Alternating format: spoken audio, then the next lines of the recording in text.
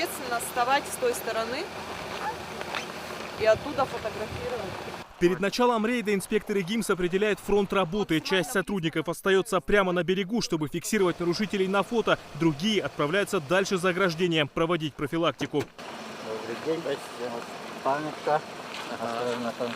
Тех, кто уже переправился через Лену, встречают спасатели, речной надзор и сотрудники ДПС. Сейчас ездить по несанкционированному зимнику строго запрещено, но для многих это не помеха. Не боитесь, да, вот вообще выезжать на лед?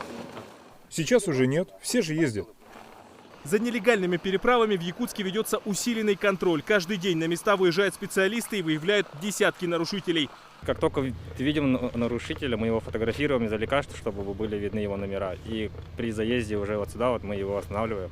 И уже вот по тем данным, которые находятся у нас, ну, то, что нам отправляют ГИМСы, фотографию о том, что мы видим, что он находится на льду, его номера мы его останавливаем и составляем протокол. За высокий риск переправиться в межсезонье всем приходится платить. Физическим лицам от 3 до 5 тысяч, юридическим от 100 тысяч до 1 000 000 рублей. Кроме того, каждый такой заезд представляет огромную опасность для жизни.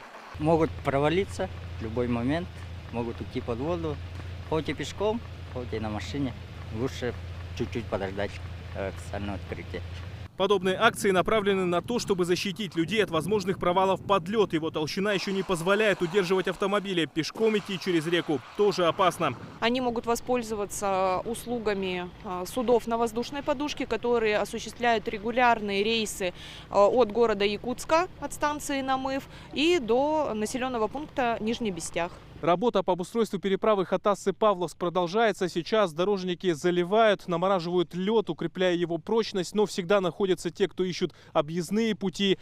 И все равно переправляются по официально закрытой переправе. И таких сейчас очень много. Они рискуют не только своими жизнями, но и жизнью своих пассажиров, не дожидаясь официального открытия.